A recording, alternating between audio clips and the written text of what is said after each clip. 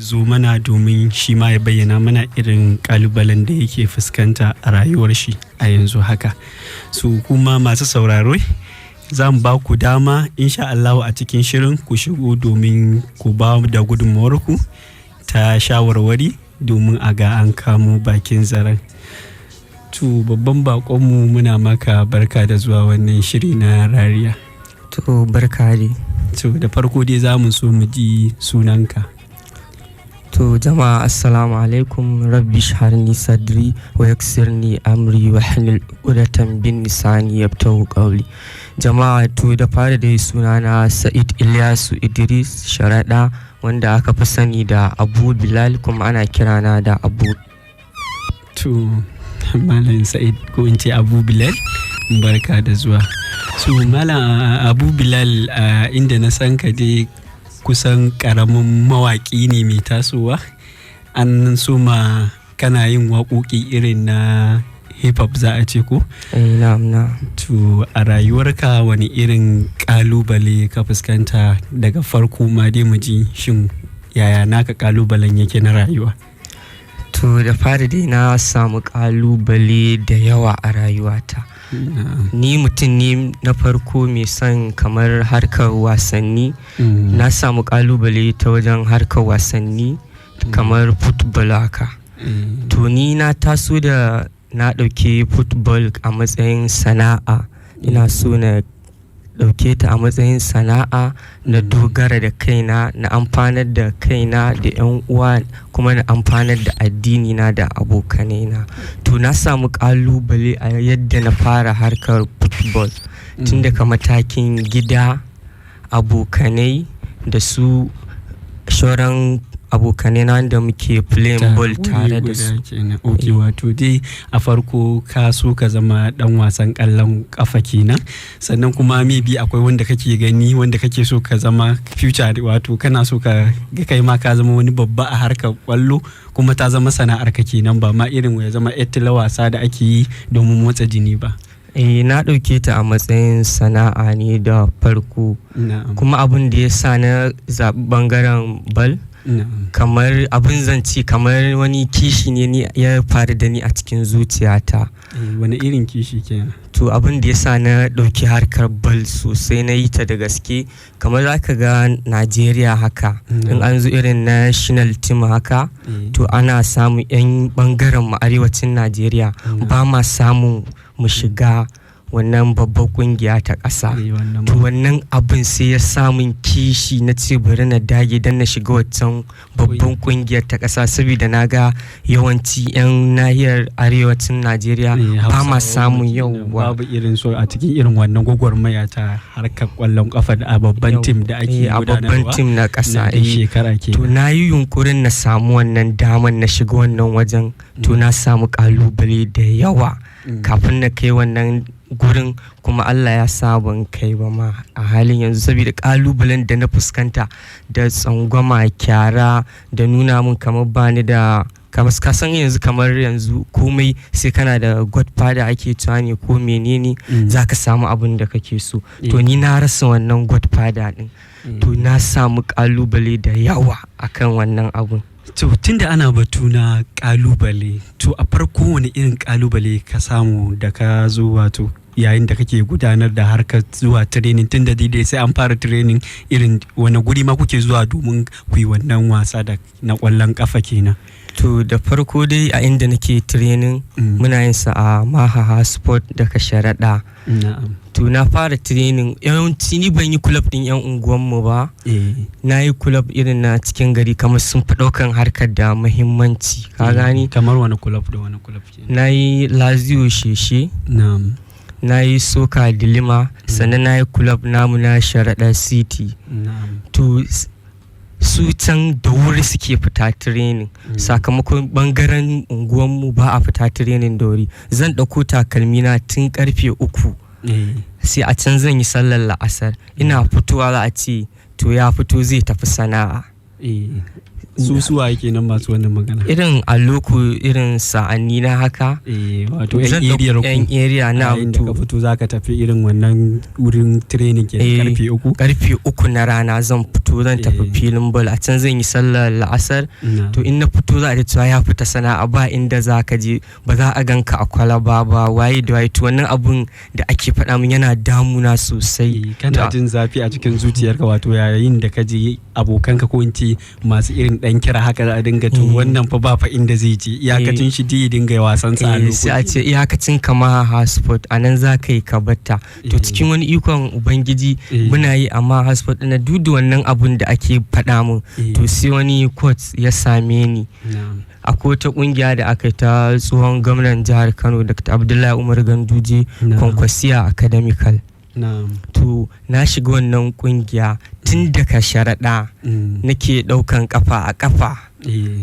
karfe 6 muke fara training karfe 5 na asuba zan tashi na biyo kofar na isa na to Hassani Abacha Stadium anan nake yin training in muka gama 12 rana haka zan dawo a kafa na dawo gida sharaɗa na kwanta na huta karfe 3 tana yi na ƙara koma wancan filin ball namu to a can kungiyar ma na samu kalubale sosai da sosai a wancan kungiyar da kaje cikin kungiyar su can ma a ce su ma nan din ma da wata matsala kenan da ka fuskanta can ma akwai matsaloli da na fuskanta kamar yan ubancin ne haka kamar suna nuna bakin ciki ko kuwa ana ganin iyawarka ta sa ka shigo cikin wasu na daban ko koya ne kasan kowanne guri zaka ga akwai mai shugabannin waje akwai wanda shi nasu ne da shi za su yi komai to ni bana daga cikin wanda ni nasu ne kawai ni na je ni don kishin wannan abun da kuma abun da ya sa a raina kuma abun da nake so na samu a nan gaba to na samu wannan kalubalen sosai kuma a matsayina na player shauran player ma ina samun kalubale sun an zo match ba na samu na shiga match in an zo tafiya sai a cire sunana 2014 akwai gasar da aka yi a Kaduna ta USPAN wanda 15 za a yan Kano za su wakilci Kano ina ji ina gani aka cire sunana daga cikin wannan tafiya saboda ba ni da kamar babba a cikin gurin babu wanda ya tsaya ma wanda zai iya cewa ga wannan shi ma yaro na ko kuma yana da jajircewa wato dai a gurin ana irin tribalism kenan da ana yi sosai wani yana yi da kai wani baya yi da kai yayin da ya zama baka da wani ubangida kenan kai ma sai ya zama an benta ka duk kwarewa ka kenan duk kwarewa ka in baka da ubangida gaskiya za a ajiye ka dan akwai lokacin da ana shirye-shiryen tafiya Kaduna za a je a yi wannan gasar ta USPAN 2014 coach din da ni da wasu yan kura mu uku ya zo ya ana taro ana selection za a ware ya zo kusa da kunne na yake gaya mun da kai da wani bana son ku ba zan yi wannan tafiyar da ku ba a matsayina na yaro lokacin abin ya taba min hankali na sosai ban taba gaya wa kowa wannan magana ba sai yanzu nan da nake faɗanta sai da na fito na je na yi kuka sannan na dawo aka ci gaba tare da mitin din tare da ni abin nan ya taba min raina sosai mutuƙa kuma karshe din baka je din ba karshe ban je tafiya ba su abokanai na kuran ban gaya musu ga abin da coach din ya gaya mun ba kawai na yi shiru ne na ba abin a raina to wannan shine kalubalen da na ta fuskanta ta harkar football to ya aka yi ka ana tafi menene abin da ya sa ka bar bangaren bal ka dawo bangaren waka wani irin ya aka yi haka ta faru to wannan kalubalen da ne ta fuskanta ta coach baya son ka za ka zauna kai ta zama ba za ka buga match ba kuma bal ba za ta yiwu ba dole sai kana buga match a nan za a ganka haka dan samu ka yi promoting haka ka ci gaba wato abokanai na suna ce min full bench ake gaya min a kungiyar saboda inda kaman an je wasa ni sai dai na zauna a benci ba zan buga ko minti daya ba sai dai na buga full benci kaga ba wasa kenan kaga an dakile tafiyar ka ba za a ga haskawa ka ba to ana nan sai ne wata rashin lafiya haka na daɗe ba da lafiya wajen shekara ta ɗaya ba da lafiya to sai jikina gaba ɗaya duka ya ƙare bal din ba za ta yiwu ba gudu ba zai yiwu ba to sai na haƙura da harkar bal din sai abokina ya bani shawara to tun da dama ina da wannan karin abin ɗinka wani irin ciwo ne a lokacin ya same ka kenan haka yi tsawon lokaci haka kuma yasa abin din akwai wani ciwo da kake da shi asali ko kuwa a lokacin ne da ya faru din? Gaskiya dai ciwon kawai ya zo min ne, kamar zan ce sanyi ne kuma irin tari haka.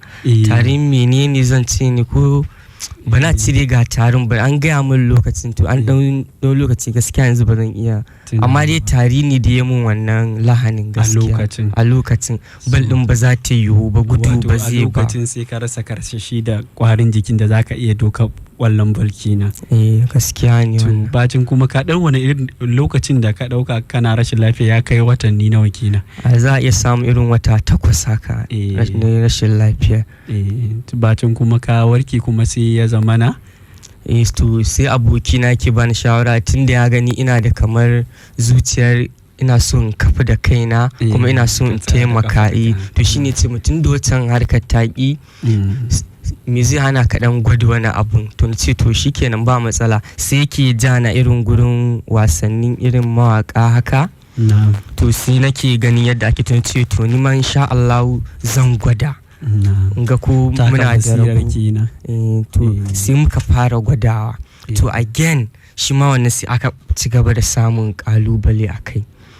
To shi abokin naka wani guri ja ka fara ganin irin wannan harkar waka ka ji ta shiga ranka kenan? Akwai wani waje can wajen hanyar gadon ana ce mai Dawa TV, irin mawaka suna zuwa suna yin show haka. Nan ne wajen da ya dan fara jana, to na ce to ya ce dan gwada wani abu ni ma ko Allah zai sa kana da rabon a cin abinci a sabga kenan. To insha Allah, to sai na ce mai ba matsala. To sai muka fara waka. Farkon shiga na studio sai da na samu wannan kalubalen, aka yi ta min dariya, kai waka za ka yi me da me kaza da kaza, waka tana bukatar kaza, tana bukatar, aka yi challenging dina, a kashe min kwarin gwiwa. Na ce duk da hakan naji zan yi. Na ji na buga waka. Su wayannan masu maganganun yan area ne ko kuwa su a can studio din aka samu da wayannan masu? A wayannan farkon shiga na studio a gurin a cikin studio din kenan da ka tada su irin masu zaman cikin studio din nan kenan. Su suka fara ma wannan irin maganganu haka. Su suka fara min irin wannan, sai suka karya min da zuciya a lokacin, amma ban ji wannan karyar zuciyar ba. Na ce ni na ji zan yi. To bacin na yi wakar na fito, sai na zo na tura abokanai na haka, wannan a ce min kaza, kaji ka samu kuɗi ka sha wahala kaji ka buga waka, wannan aikin shirme ne, har sufanta na ake da irin wata dabba haka. Abin da ya bi kamata ba dai haka. Ana challenging dina abubuwa da dama. Su a nan area gida kenan abokanka ne? Abokanai farko yadda sanda na fara yin ba. Kuma sai suka so mana su abin din kenan, suna dan challenges bi kai ya za a yi a ce ka zama mawaki ka gama wahala a bal gashi bata yi ba, nan ma yanzu ka dawo kenan za ka ci gaba da wahala, tunda su a haka suka dauki abin kenan. Ka gama bal baka samu abin da kake so ba, gashi kuma yanzu ka dawo ka anan ma sai dai ka haƙura. To wannan abun ake ta faɗa mun. To kuma bacin na samu wannan kalubalen a gida ma na ƙara samun wannan kalubalen. Shi kuma wani irin kalubale ka samu a cikin gida ke? To a gida na samu kalubale ta cewa na fara zuwa studio, ana mun wata karin magana wanda su manya ne, sai daga baya na gane me ake nufi. Da baka ma gane me suke nufi ba. Ana ce mun ka fara zuwa studio kana haduwa da abokan halitta. To na kasa gane me abokan halittan nan. Sai da ne nazari sai aka ce mu ai ina zuwa studio ina zama kusa da mata. To ni ma sai da abin ne nazari sosai sai na gane abin da ake nufi. Ka san manya in suka yi ma wata magana. Tabbas tun da kai kana matsayin yaro ne haka, ba kowane magana ne za a ce ka gane me ake nufi ba. Sai da ka baya manya su sun faɗi magana, ashe wata magana ake so a gaya maka kuma baka gane ba a lokacin. Kawai ka ci gaba da sabgoginka. To ya kaji lokacin da ana yi ma irin wannan maganganu daga cikin gida a lokacin, yaya kaji kai a gaskiya magana gaskiya na ji ba daɗi sosai. a raina ina ji ba daɗi, amma tunda na kamo wancan ƙudurin nake so na gana cimma na samu na kafa kaina. ka zama babban mawaƙi kenan kai dai tunda dai ka ina so na ɗauke ta kamar business ɗin haka, in kafa kaina na taimaki kaina, yan uwa, abokai, addini na bashi gudunmawa duk da wannan harka. To ina ta samun kalubale. Akwai wani shekara da aka yi wani zazzabi, za ka ga mutum yana tafiya a mashin ya waɗi, ko mutum yana zaune ya fara jin sanyi yana zuwa, lokacin ana ta jika wani abu ana ce mai rai kam ana wani typhoid, lokacin kamar dai ciwo ne, kamar annoba za a ce ta wani ciwo, annoba yauwa ta zazzabi. To ni ma kwatsam ina zaune sai wannan abin ya kama ni, sai na waɗi.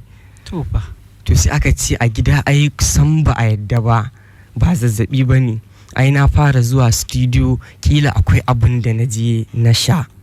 Wato ana zargin kamar ka suma shaye-shaye kenan. Ana zargi na, kaga duk wannan kamar ba a yadda da ni ba, na fara zuwa studio, kaga ba a yadda da ni ba. Aka ce to sai an ji dalilin da ya sa na waɗi. Haka aka ɗauke ni aka kai ni asibiti. Likita ba ma ta zazzabin da nake suke ba, ake ba kai so ake a tabbatar shi ne dalilin waɗuwa ma yasa har ya faɗi. Dalilin waɗuwar ake so a ji. To sai aka je aka samu likita sai ce mun ai ba wani abu ya sha ba, typhoid ne, sannan aka yadda da ni. To akwai kalubale da nake ta samu kuma a irin abokanan waƙar tamu ma yanzu haka ana samun kalubale sosai. Don akwai wani lokaci kamar irin mu yawan artist ne, ka gane, in za a yi show tasowa kenan a bangaren kenan shi waƙoƙin. To in za a yi show da irin sallah haka, a matsayin mu na irin yawan artist, ana dan gayyata ka irin performance haka, ka ji ga yanayin abin da zai ƙara maka ƙarfin gwiwa da jajircewa akan sana'ar kenan. To mu yawan artist ana karɓar kuɗi a wajen mu in za a irin performance din nan. To da aka yi mun magana sai na ba da kuɗi na, aka bani takarda, aka bani tag, aka bani police cap da sunana, ni ne lamba na wani kaza, zan yi performance a gurin kenan, a wajen. Na ɗiba abokanai na mu wajen 7 mun tafi gurin performance din. Mun shiga, abokanai na sun biya 500 sun shiga. Ni kuma da yake artist ne na shiga free. Tunda already ka riba da kuɗin ka na haɗa performance din. 1000 nawa kuka haɗa a lokacin? Lokacin ina tunanin 3000 na bayar. 3000 ka bayar. Mawaƙan sun kai wajen mawaƙa 40. Irin mu yawan artist haka. Da aka haɗa kuɗin. Kaga an haɗa kuɗi da yawa, shine zai taimaka, wannan kuɗin da kuka haɗa kenan da shi ake kama gurin da za a yi wannan show kenan. Da shi ake kama. To mun shiga mu 7 da abokanai na, sun biya 500. Ana kiran leaks, mawaka suna zuwa suna hawa kan stage suna performance in. To na ga ba a kira ni ba, awa 1, awa 2, awa 3, dare ya fara yi. Ba a kira suna ba a kira ni ba, sai naga an wuce list din da aka ban a takarda, sai naga an wuce namba ta. Tunda kai an ce malakai ne lamba kaza. To sai naje na samu. A lokacin kai ne na lamba na nawa? A lokacin ni ne ina ji na 18 a wanda za su yi performance.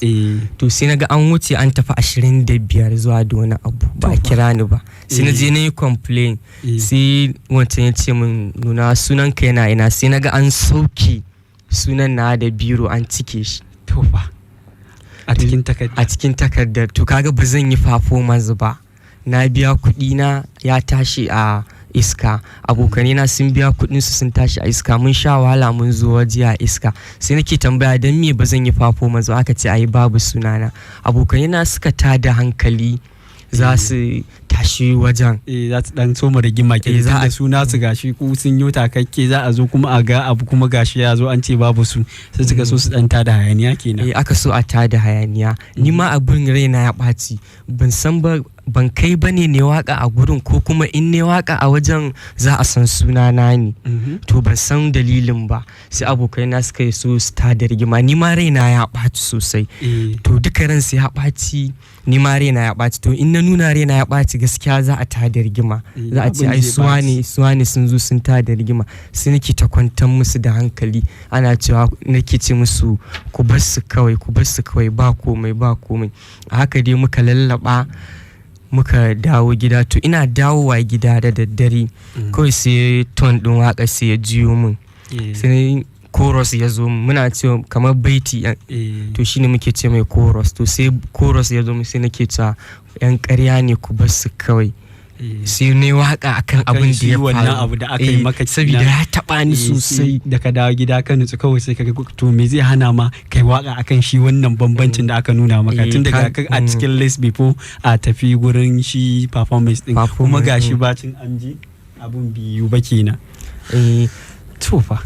To masu sauraro kada dai ku sha'afa kuna sauraron Nasara Radio Amanar Talaka mita 98.5 a zango na FM, kuma cikin sabon shirin da aka suma gudanar da shi a yau Asabar mai suna Rariya. Shirin Rariya zai dinga zuwa muku a duk ƙarshen mako kenan a irin wannan lokaci da misalin karfe 1 na rana zuwa karfe 2, kuma shirin Rariya shiri ne da zai dinga gayyatar mutane daban-daban domin su zo su bayyana irin kalubalen da suke fuskanta a rayuwarsu. Yanzu yau kuma ga mu muna tattauna tare da Abu Bilal, shi kuma wanda yake karamin matashi kuma wanda yake waka, yake karami a bangaren masu waka kenan, yake so zai soma, yana diddai burin shi bai wuce ya zama babban mawaki ba, kuma kun ji irin kalubalen da yake fuskanta, da ya fuskanta ma da tun a farkon rayuwar shi, gashi kuma har yanzu da yana ci gaba da fuskantar kalubalen. To za mu ji mu ɗan sha ruwa kamun sannan sai mu ɗora a cikin shirin.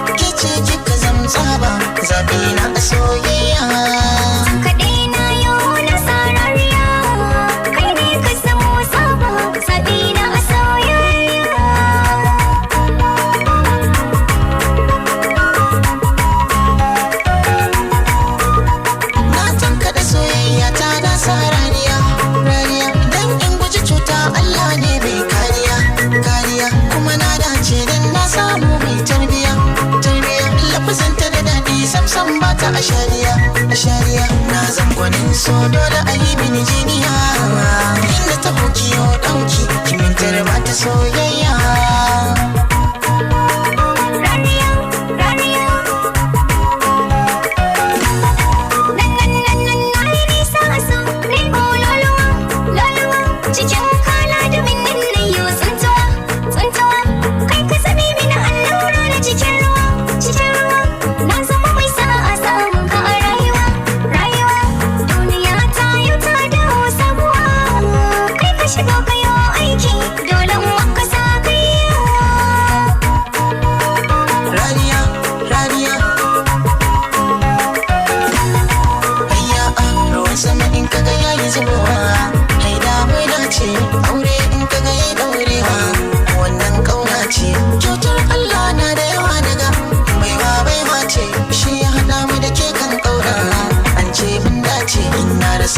Soyayya sai na mace ko ku jiki ya bar aiki tun da rabi shi ya tsaya.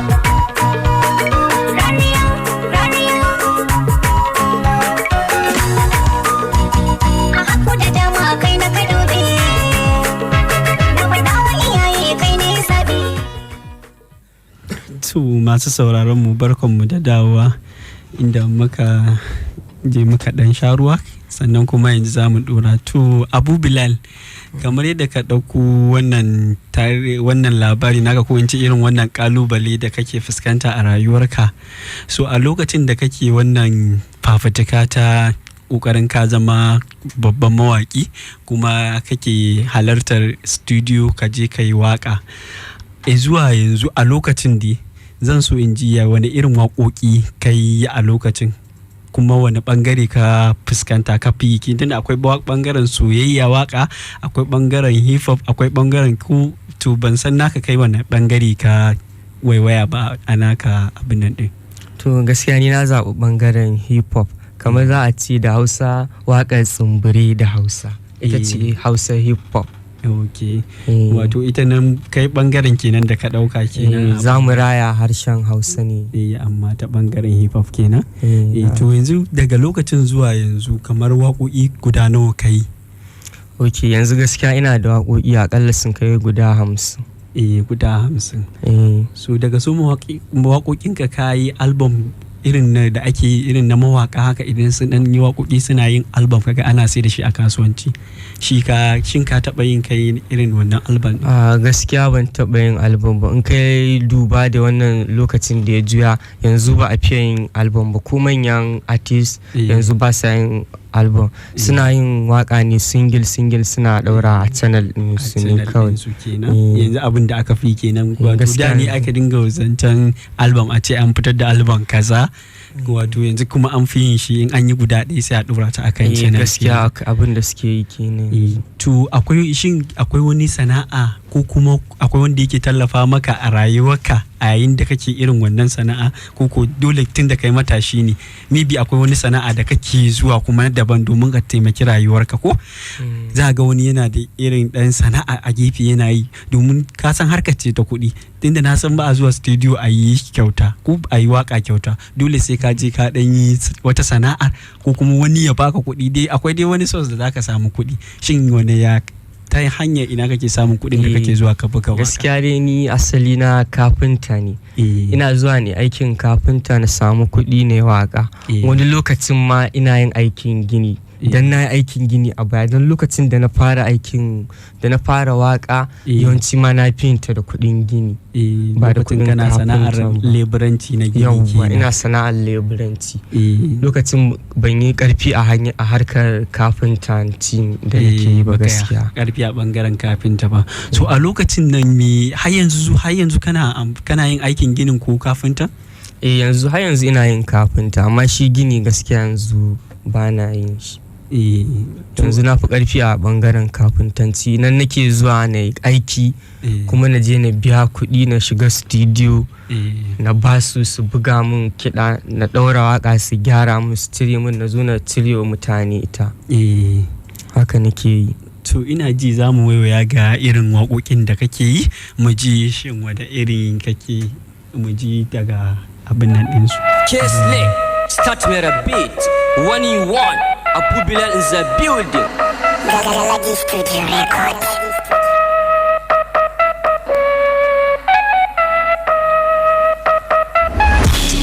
Wata na so ta guje ni, na sa ta rai na sai ta bari ni. Wayo Allah kin cutar da ni, wayo Allah kin cutar da ni, wayo Allah kin guje ni, wayo Allah kin yaudare ni.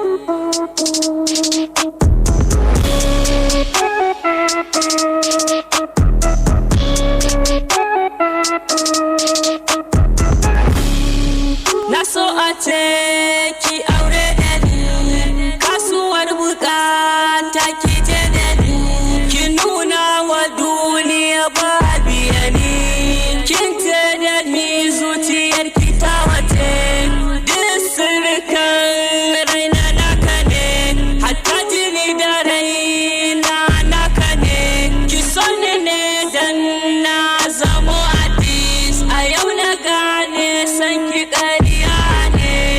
Wata na so ta guje ni, na sa ta rai na sai ta bari ni. Wayo Allah kin cutar da ni, wayo Allah kin cutar da ni, wayo Allah kin guje ni, wayo Allah kin yaudare ni. Kin mai da so bai da gata, kin karya zuciyar 'yan mata, kin sa an ɗau halin. Tofa Abu Bilal, irin wannan waka haka na ji ta kamar ta soyayya ce. Shin ka yi soyayya ne a lokacin da kake tsaka da irin wannan waƙoƙi ne? Na ji kana ta guje ka. Soyayya kam gaskiya ana kan yin ta ma har yanzu. To na ji waƙan nan ana kin guje ni ne ko kin yaudare ni, me ya aka yi haka? Shin akan ka abin ya faru ko kawai dai ka yi ta ne domin wani to kawai dai irin kasan abun mawaka ne da haka kamar labari ne haka don masu sauraron waƙoƙin ka kawai ne. Shi ne. Ya yi daidai. To idan muka koma kan kalubalen da kake fuskanta a rayuwarka, kamar lokacin da kake wannan aiki da kake samun ɗan kuɗin da kake samu ka je ka buga waka, idan aka je ka ce ka soma harkar gini sannan kuma ka koma ɓangaren kafinta, so ɓangaren ginin nan wani irin kalubalen ka fuskanta ga su ma'aikatan gini? Tunda na ga harkar gini za a fita ne tun safe ba za a dawo ba sai yamma kusan sai magariba ma, so kai ya aka kai wani irin kalubalen ka fuskanta a irin wannan? Na fuskanci kalubale, ana fita tun wajen 8 sai karfe 5 za a dawo. To ana yin squat tun safe, haɗa leburori da burkiloli a fita aiki. To ni wani lokacin in za a fita aiki sai a ce kai koma gefe, in ka je kayi aikin ma an baka kuɗin waka za ka je ka buga, ba ci za ka yi a cikin ka ba. Abin da suke cewa ke abin da ake ce muke ina ji ina gani haka zan zauna ba da kuɗi sai dai na je ɗaki na zauna a ajiye na abinci a gende. To fa a nan ma ajiye kake abinci? A nan ma ana ajiye na abinci. Kwallo an ajiye ka abinci yanzu gashi a bangaren birkilancin ma da zaka fita ka nema nan ma an ajiye ka abinci. Diddi sabida ba sa so in an fita da kai gurin aikin, to kana dawa da wuri ne ka riga su dawa don ka tafi gurin kwallon kafa ko yaya kake? Ba na riga kowa dawa, yadda ake tashi ni ma haka nake tashi, kawai dai matsalar in an bani kuɗin leburanci na zan je na buga waka da kuɗin. To fa shine wannan ake ajiye ni, ba a tafiya da ni aiki. To shi ogan tafiya ne koko daga ku yan uwanka ne masu tafiya aikin, tunda kaga akwai uga akwai yara da za a haɗa cin? Akwai oga akwai yara. Ai akwai oga zai ba da aiki sai ce wani da wani su je kowa ya ɗauki leburan da zai mai aiki.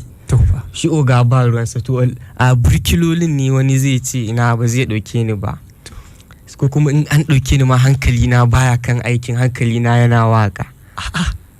Don ana cikin aikin ma in chorus ya zo min zan iya ina chorus ina dan yin rubutawa a wayata sai a ce ai hankalinsa baya kan aikin da ake, a daina fita da shi ma aikin kwata-kwata, a ajiye shi a bencin dai still. To a wannan lokaci ya kaji idan aka gaya ma irin wannan maganganu ko kuma aka binta ka ga din layi kowa ya fita aikin yi, kai kuma ga ka layi bacin kuma gashi ka iya aikin kuma kana kokarin wajen zuwa kai aikin duk da haka, sannan kuma an ce a ajiye ka a gida tunda kai in an fita ma da kai an baka kuɗin aikin zuwa kake kai buga waka. Ya kake ji a rayuwar? Gaskiya na ji ba daɗi sosai, ina jin ba daɗi sosai, amma abin da ya fi ɗaga min hankali na taɓa zuwa wajen wani babban mawaƙi ne a Kano ɗin nan, na ɓangaren Hausa hip hop ɗin nan. Ka san irin mawaƙa, ƙananan mawaƙa irin ɗan kamun kafa ɗin. Yawwa irin kamun kafa, irin na kai mai waƙa ta ya ɗan ji ta haka. To sai ya kushe waƙa ta ya gaya min wannan ai kamata ya ma ka koma makaranta, waƙa ba ta tantance ka ba. Ya gaya min magana kuma ba ni da shi ya gaya min magana ba. Ba tsakanin kai da shi ba ne ba. Ba ni da shi ba ne. To me ma ya faru a lokacin da ka je kenan? Abin da ya faru gaskiya kamar zan ce na je gunsa ne, shi ma ma'aikacin gidan rediyo ne, babba ne a Kano a harkar hip hop. Na kai mai waka ta a zuma ya dan yi promoting dinta ya dan samu. To an yi shira da wani mawaki babba, fans din shi sun zo a lokacin da kuma yan gari sun zo suna so su gan shi. To ni ma Allah sai sa a lokacin sai na ji, kafin ma ya kula ni sai na dau wajen awa 1 da wani abu kafin ya kula ni, kuma da na zo sai ya tsangwame ni a matsayina na karamin mawaki. Ya tsangwame ni, bai nuna min kamar tarba ake cewa me ba, ya mutunta ni da ya haka. To a wannan lokacin da ya mun wannan abu sai da na ji menene ma ya sa ni na fara harkar waka.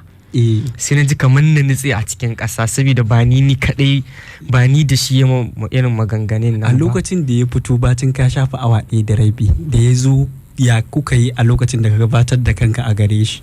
Na je na gaishe shi, na ce mai suna na Abu Bilal, na zo da waka ne ina so a dan yi mun promoting ɗinta. Ya ce yi mun play ɗinta, na ji na samu, yana fara ji kawai sai fara hantara ta. Wannan bai yi ba kaza da kaza, hantara da ta inda ya shiga ba ta ya fito ba a cikin jama'a. abin ya mutukar bata min rai sosai, sai na ji kamar na nutse a cikin ƙasa a daina gani na. Da wani abin ya faru sai da ni wajen shekara 1 ban ƙara yin waka ba. To da na tuna wannan abin na cikin raina, ina so na tsaya da kafata ni na kana so ka zama babban mawaki da za ta zama sana'a a gare ka. Yawwa, to shine dai abin da yake ranka. To da wannan da na tuno wannan abin na ce to ya kamata kawai na watsar da wancan abin da ya faru, na zo na ci gaba da yin abin da nake yi. Sai kuma ka dora da waƙoƙin ka. Kawai sai na ci gaba da waƙoƙi na. To daga lokacin ko ka ƙara tuntuɓar wani mawaƙin daban da ka irin ci gaba da waka ka ce to bari tun da wannan ya mun haka bari in canja, za ka iya ji a zuciyar ka ce to tun da wannan ya wulakanta ni bari tun da na yi sabuwa bari in canja wanda zai iya duba mun, tun da dai mutane da yawa kuma harkar wakan nan yin ta ake. Gaskiya tun da abin nan ya faru ban taɓa ɗaukan kafa na ƙara zuwa wani gurin mawaƙin ba, ko ya ji min waka ko ya min gyara a waka. A karan kaina kawai nake, saboda in naji ina gudun wancan abin da ya faru da ni a baya kai ya ƙara faruwa da ni. To masu sauraro kun dai ji tattaunawar mu da take kasancewa tare da Abu Bilal, wanda yake yaran matashi a bangaren waƙoƙi na bangaren hip hop kenan, sannan kuma yana bayyana mana irin kalubalen da yake fuskanta a rayuwar shi, wanda har yanzu dai bai tsaya da kafarsa ba, yana dai a matsayin yaro ne matashi kuma mai son zama babban mawaki zuwa nan gaba a cikin shirin namu na rariya. To za mu ba wa masu saurare su masu shigo cikin wannan shiri namu dama domin su ba da tasu shawarwarin ko kuma in ce gudunmawarsu ga shi wannan matashin mawaƙi kenan Abu Bilal. Maza za su iya samun mu akan namba 0819285737. Mata kuma za su iya kiran mu ta lambar waya 081925551777. To ina ji ga masu saurare su ma sun so mai shigowa cikin wannan shiri, bari mu ji wake kan layi. Assalamu alaikum. To ina ji mun rasa wannan layi.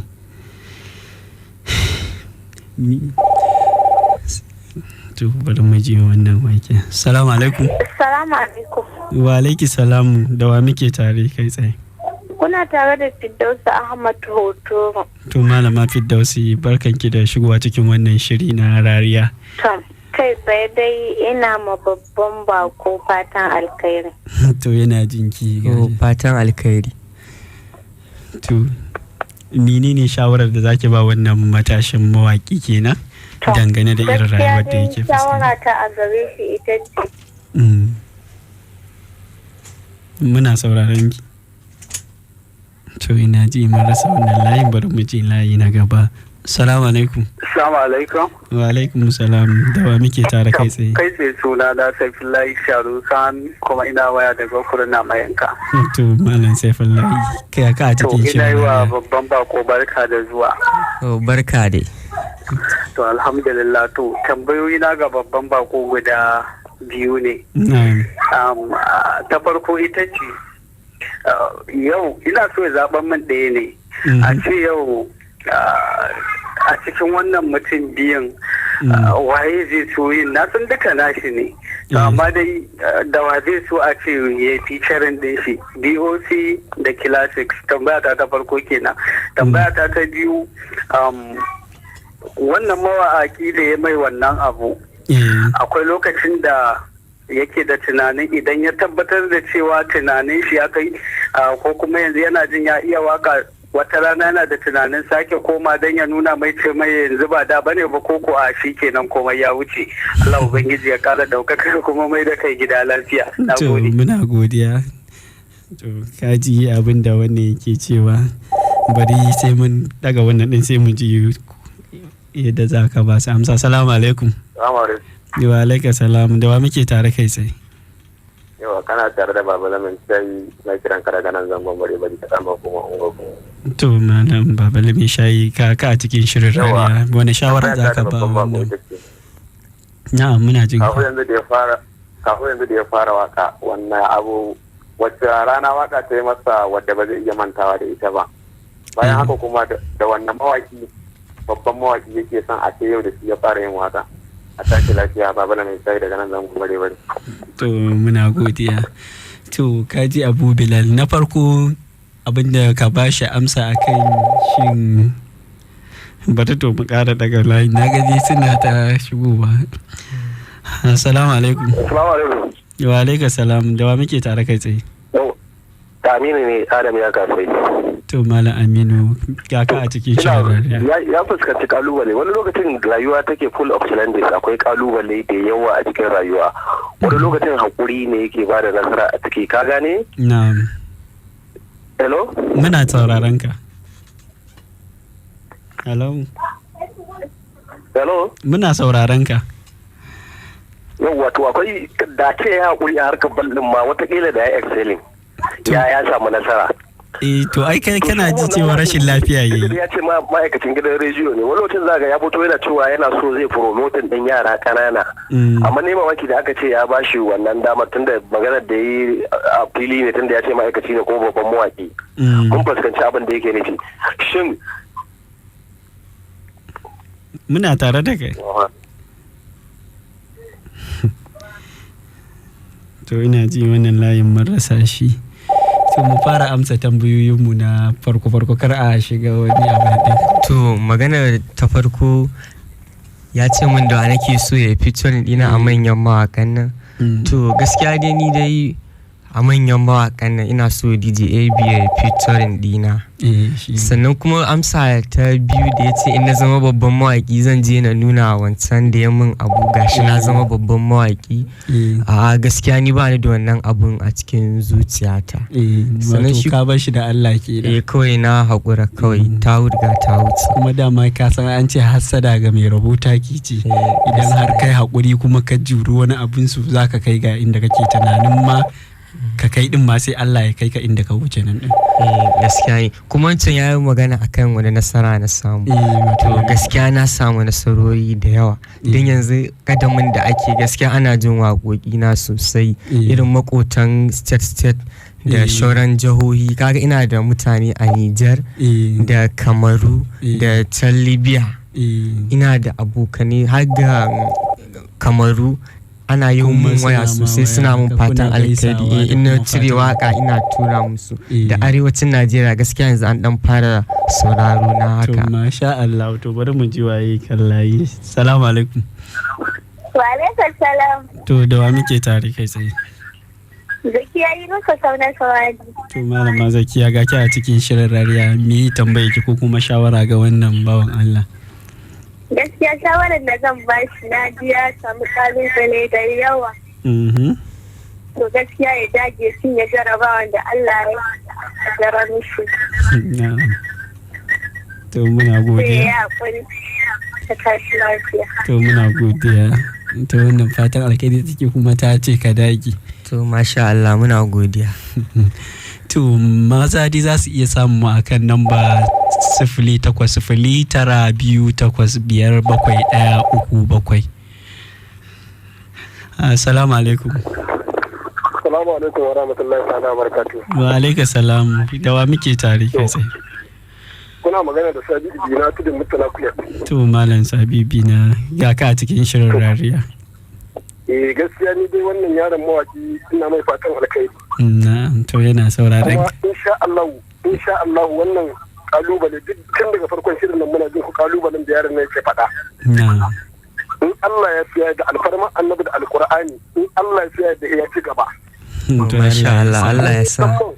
Musamman wannan ya fiya da ya ce ya yafe wannan mawaƙin shi kuma wannan babban mawaƙin mu da zai taimaka ma ya gaya mana sunan shi mun kuma yi mu kalubalantai kowane ne mu ma muna son imamu dai na san shi da to ai kaga ba a haka ba a wa yaro haka to muna godiya sosai ka sai na yin abu sai ka karfafa mai gwiwa shi ma dan ya zama wani abu shi ma ai wani abu Allah ne sa ya kai wannan matsayin kuma yanzu yaron nan ya taso ta Kano saboda Allah ya je har gurin shi ya durkusa ya gaida shi wajen awa nawa yana jiran shi amma ka zo wai ka yarfa yaron nan saboda Allah kaga wannan bai kyauta ba abin da ya saboda Allah amma yana jin mai saboda Allah gaskiya ya gyara halin shi ko ma wannan mawaki ne wannan wallahi to muna Abu Bilal godiya insha Allah sai ka ci gaba alfarma annabi da alqur'ani ne magana sabi na tudun mutala ku ya tashi lafiya to muna godiya da wannan shawara taka so dama ai rayuwa haka take kuma kowane bawa da irin nashi kaddarar su bari mu ji wani ne kan layi na gaba assalamu alaikum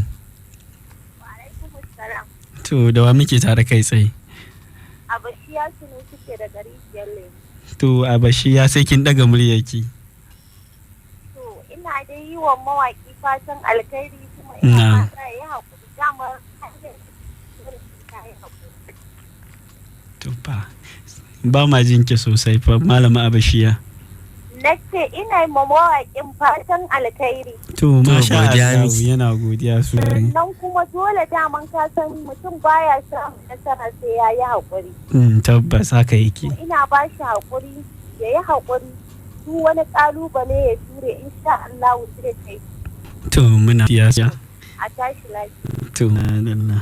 to kaji dai masu saurare suna ta dai baka haƙuri kuma da ƙara ma ƙarfin gwiwa cewar ka jajirce tunda tun yanzu ma ana ta samun nasarori gashi yana masha Allah masha abin nan to bari mu ji wake kan layi assalamu alaikum wa alaikum salam da wa muke tare kai tsaye alhamdulillah kai sai sunana Abdurrahman Masheka kuma na kira ku daga nan yau da kofar gidan Madaki to masha Allah ba ka a cikin shirin rayuwa to alhamdulillah ina yi wa Abu Bilal fatan alheri da kuma fatan ya zo gida lafiya da fatan ya zo lafiya masha Allah to alhamdulillah shawara da zan bashi da kuma jajanta masa irin kalubalen da ya fuskanta gaskiya ni kaina da naji wannan shiri na tausaya masa matuƙa sosai to amma nasara dama ba ta zuwa sai an fuskanci irin haka musamman a bangare irin na mawaka to amma duk da haka ya yi haƙuri ya kokari ya ƙara jajirce a kan irin waƙoƙin da yake yi sannan kuma shawara ta ƙasar ya kamata a ce wannan sana'ar sasa da yake yi ta kafinta ta hannu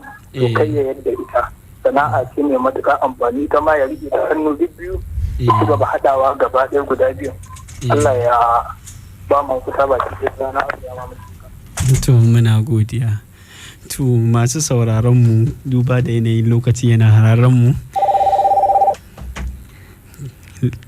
za mu takaita shirin a nan sai dai mu haɗu zuwa wani satin idan Allah ya kai mu so za mu ba da namba da za a bibiye mu ta saboda wannan shiri duk wanda yake da kalubale makamancin wannan wanda ya shafi rayuwar shi bangaren soyayya ne ko kuma bangaren rayuwar auratayya ko kuma bangaren rayuwa a kankanta irin ta wannan tunda shi wannan kaga bangaren rayuwar shi ne da sana'a to kowa yana iya samun kalubale a rayuwar shi so za mu iya ba da namba kamar wannan 081 46 16 wannan namba da ita ce za a bibiye mu duk wanda yake da kalubale a yanzu haka zai iya kiran mu ta wannan namba sai mu ji daga gare shi sai ya zo nan gidan rediyo Nasara ya same mu domin mu ji shi ma a ji nashi kalubalen so mai sauraro a madadin shugaban shirin Kabiru Haruna Sheka da babban bakonmu za ka yi sallama da masu saurare Abu Bilal a yi sallama da masu saurare. To masu saurare ina godiya da irin wannan shawarwari da kuma fatan alkhairi da kuka yi min na gode sosai. To masu saurare a madadin shugaban shirin kamar yadda na gaya muku Kabiru Haruna Sheka Zainab Muhammad Inuwa ta sada ni da ku ni Baba Ahmad Inu Sharaɗa nake cewa mu kasance a wani makon in Allah ya kai mu.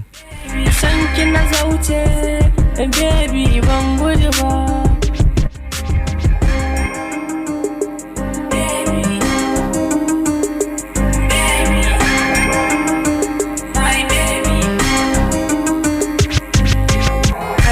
Manta da kallon farko bakon yanayi Nasara